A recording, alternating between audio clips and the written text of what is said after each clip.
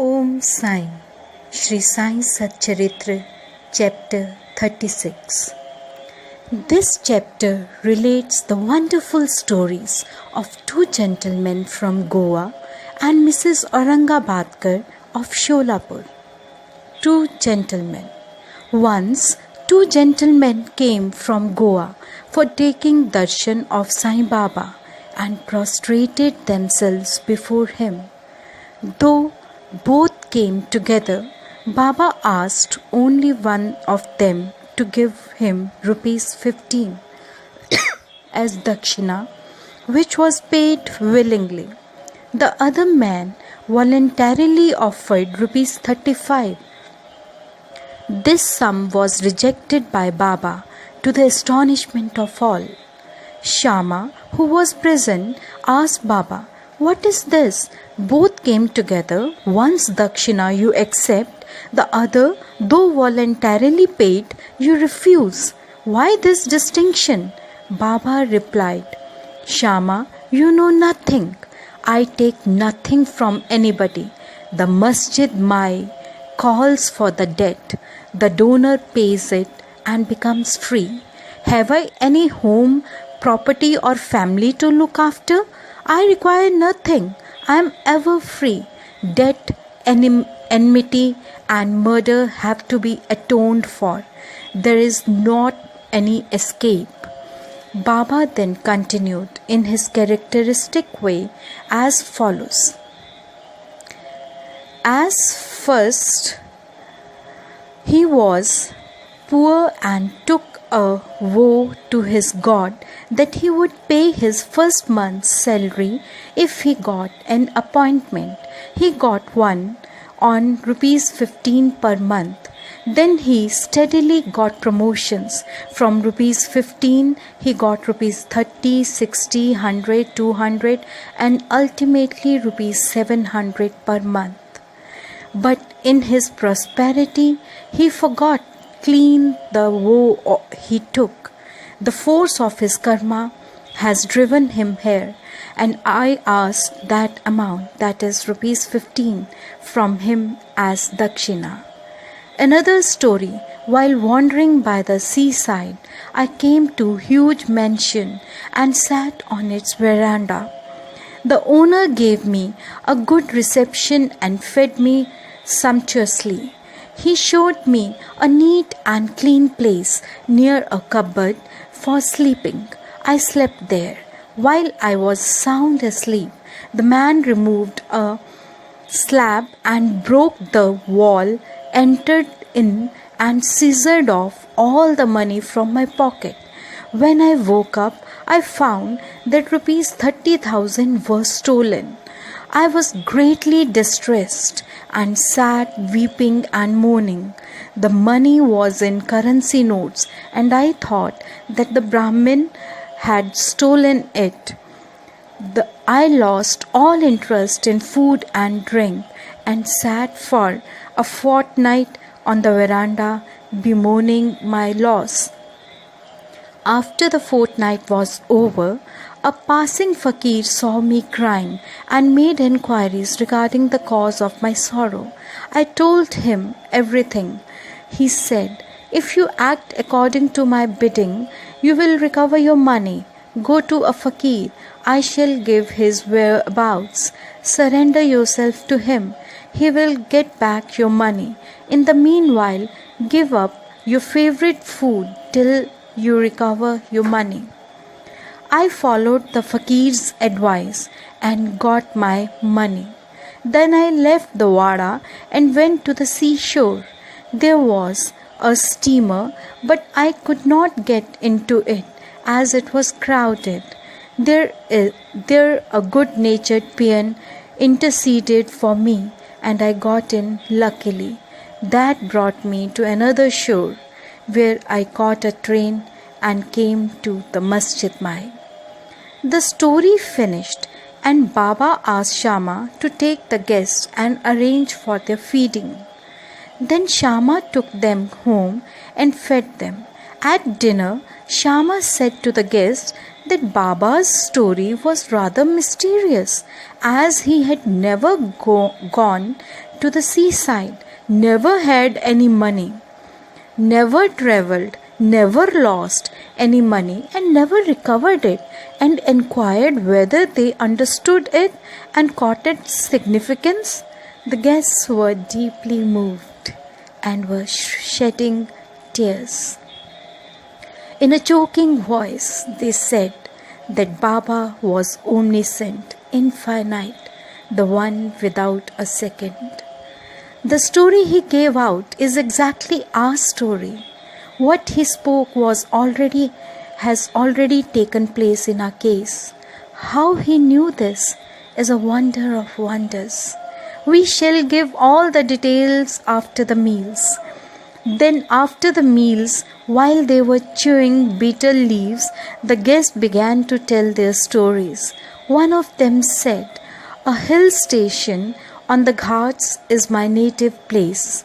I went to Goa to earn my living by securing a job. I took a vow to God Datta that if I got any service, I would offer him my first month's salary. By his grace, I got an appointment of rupees 15, and then I got promotions as described by Baba. I did forget all about my vow. Baba has just reminded me of it in this way and recovered rupees 15 from me. It is not dakshina as one may think it to be, but a repayment of an old debt and fulfillment of long forgotten vow." Moral: Baba never, in fact, actually begged any money nor allowed his bhaktas to beg. He regarded money as a danger or bar to spiritual progress and did not allow his bhaktas to fall into its clutches. Bhagat Mahalsapati is an instance of this. He was very poor and could hardly make both ends meet. Baba never allowed him to make any money, nor gave him anything from the dakshina amount. Once, a kind and liberal merchant named Hansraj gave a large amount of money to Mahalsapati in Baba's presence, but Baba did not allow him to accept it. Then the second guest began his tale. My Brahmin was serving me faithfully for 35 years. Unfortunately, he fell into bad ways. His mind changed and he robbed me of my treasure by removing the slab from my wall where my cupboard was fixed. He came in while we were all asleep and carried away all my accumulated wealth, rupees 30,000 in currency notes. I know not how Baba mentioned the exact amount. I sat crying day and night. My enquiries came to nothing. I spent a fortnight in great anxiety. As I sat on the veranda, sad and dejected, a passing fakir noted my condition and inquired of its cause, and I told him all about it. He told me that an Avilya by name Sai lives in Shirdi, Kopargaon Taluka. Make woe to him and give up any food that you like best, and say to him mentally that I have given up eating that food till I take your darshan. Then I took the vow and gave up eating rice and said, Baba, I will eat it after recovering my property and after taking your darshan. 15 days passed after this. The Brahmin, of his own accord, came to me, returned my money, and apologized, saying, I went mad and acted thus. I now place my head on your feet. Please forgive me. Thus everything ended well. The fakir that met me and helped me was not seen again. An intensive desire to see Sai Baba, whom the fakir pointed out to me, arose in my mind. I thought that the fakir who came all the way to my house was no other than Sai Baba. Would he, who saw me and helped me to get my lost money, ever covet to get rupees 35? On the contrary, without expecting anything from us, he always tries his best to lead us on the path of spiritual progress. I was overjoyed when I recovered my stolen property, and being infatuated, I forgot all about my woe. Then when I was at Kolaba, one night I saw Sai Baba in my dream. This reminded me of my promised visit to Shirdi. I went to Goa and from there wanted to start for Shirdi by taking a steamer to Bombay en route, but when I came to the harbour, I found that the steamer was crowded and there was no place. The captain did not allow me, but on the intercession of a peon who was stranger to me, I was allowed to get into the steamer which brought me to Bombay. From there I got the train and came here. Surely I think that Baba is all-pervading and all-knowing. What are we and where is our home? How great our good fortune that Baba got back our money and drew us here to himself. You Shirdi folk must be infinitely superior and more fortunate than we, for Baba has played, laughed, talked and lived with you for so many years. I think that your store of good merits must be infinite, for it attracted Baba into Shirdi. Sai is our Datta. He ordered the woe. He gave me a seat in the steamer and brought me here, and thus gave proof of his omniscience and omnipotence. Mrs. Aurangabadkar, a lady from Sholapur, wife of Sakharam Aurangabadkar, had no issue during the long period of 27 years. She had made a number of vows of gods and goddesses for an issue, but was not successful. She then became almost hopeless. To make a last attempt in this matter, she came to Shirdi with her stepson Vishwanath and stayed there for 2 months, serving Baba. Whenever she went to the masjid, she found it full and Baba surrounded by devotees. She wanted to see Baba alone, fall at his feet and open her heart and pray for an issue. But she got no suitable opportunity. Ultimately, she requested Shama to intercede with Baba for her when he was alone. Shama said to her that Baba's darbar was open. Still he would try for her and that the Lord might bless her. He asked her to sit ready with a coconut and joss sticks on the open courtyard at the time of Baba's meals, and that when he beckoned to her, she should come up.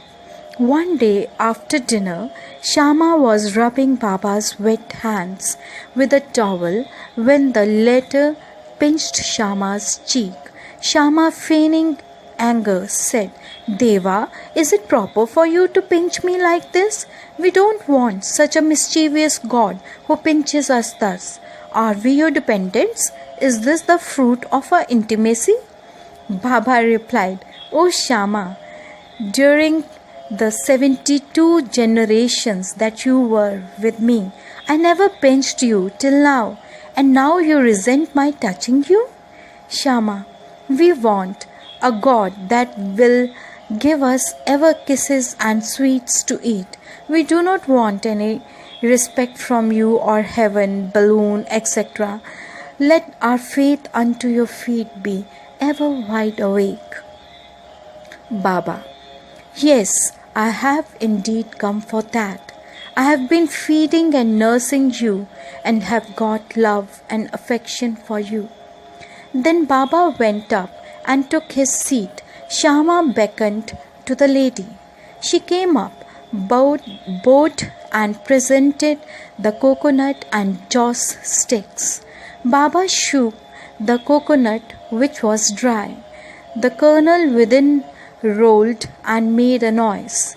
Baba said, Shyama, this is rolling. See what it says. Shyama. The woman prays that a child might be similarly rolling and quickening in the womb. So give her the coconut with your blessings. Baba, will the coconut give her any issue?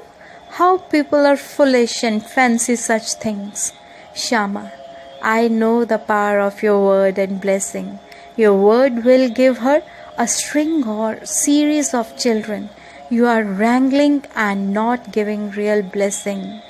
The parley went on for a while.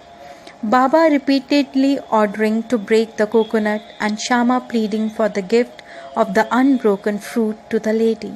Finally, Baba yielded and said, She will have an issue. When? Asked Shyama. In 12 months was the reply. The coconut was therefore broken into 2 parts. One was eaten by the 2, the other was given to the lady.